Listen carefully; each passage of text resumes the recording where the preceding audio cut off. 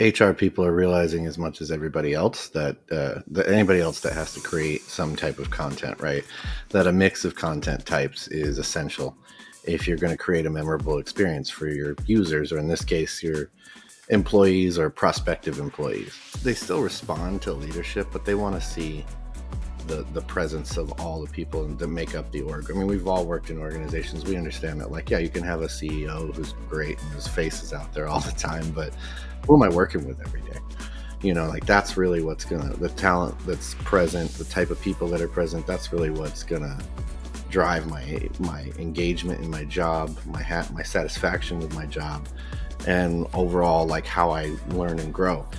And so I think what people need to realize about video is that because it is a visual product, what you're doing is helping them see into your organization. So what you need to show in your videos is your reality. People respond to transparency. So just show it like it is, essentially. And certainly from a learning and development perspective, video has been playing a big part for some time and will continue to do so. We see the skill shortages, how tight the competition is for talent out there.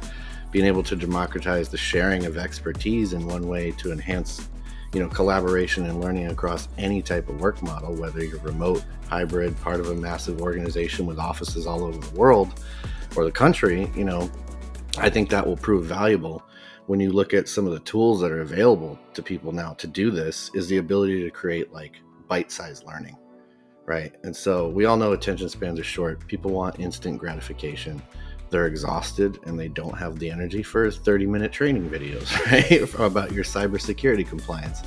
They need short form, something that delivers information that's needed in a relevant and interesting way. And by democratizing it, providing some best practices for sort of the creation of these videos and some ideal examples, you can source some of your essential trainings from people in those roles and people most familiar with the challenges of those jobs, which will ultimately speak to the person in need of training in a more effective way. And I think for people who feel comfortable creating that, it's a great way for them to then go and create other channels, to create a voice.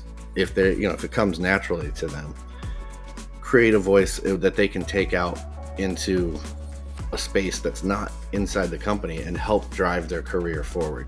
By democratizing video, I think that it challenges people to think in a different way about how they speak about their roles, their experience, their expertise, and how they share it.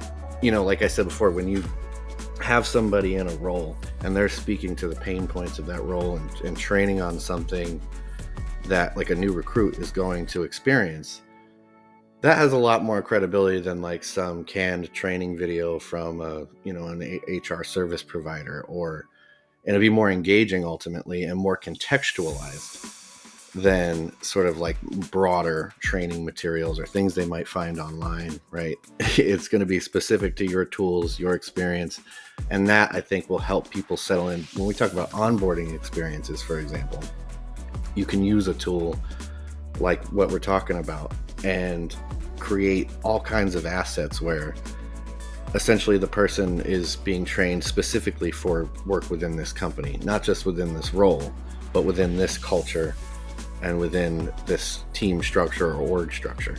And that is a unique value.